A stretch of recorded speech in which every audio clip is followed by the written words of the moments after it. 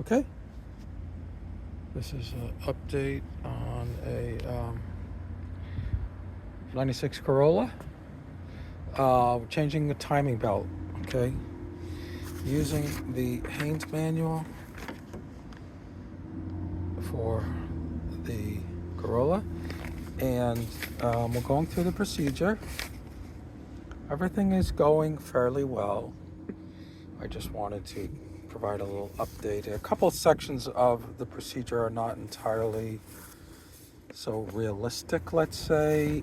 For example, when it comes to removing the valve cover gasket, they say to pry a putty knife. They warn against prying between the cylinder head and the cover, but pretty much you have to pry under there with a flat blade like a screwdriver or a crowbar, something of some substance to pry this up. The reason we're changing the timing belt is because the timing belt failed in action. Now, I wasn't crazy about that, because when I went to check the records, I see that we already changed the timing belt at 180,000 miles with this kit here, Evergreen kit from Amazon. Okay, the price was good, but the quality apparently was not great. It's at $250 now, so the that timing belt lasted only about 70, between 70 and 75. Okay, I expect more than that. Okay, now, right now we just freed up the crankshaft pulley bolt, which is basically the major step in this sort of operation. And it's really the only reason why I'm putting this video, just to give you a little clue of the way that we're doing it here. The crankshaft pulley has two threaded holes in it, and you can take advantage of that. In this case, I have a bolt with a flat bar. I actually have a doubled up flat bar just to give it more strength.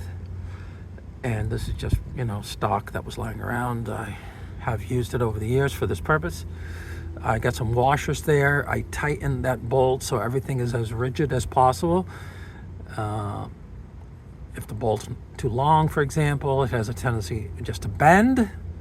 The washers help make it more rigid assembly.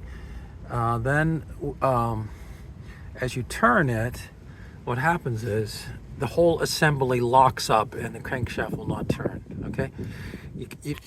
Because it hits the half axle, okay? And it seems to work good. I must have got it from someplace else. I can't remember where I got the idea. I use a jack stand to support the wrench as we're turning it, because you do need a certain amount of leverage, quite a bit.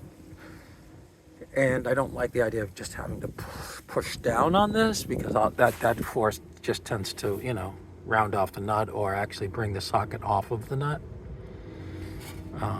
So this one here worked pretty well. I did, bend on this particular occasion. I started with this one, forgot to use the washers, and the bolt bends like that. And then I remembered, I think, that I need to use washers. Okay.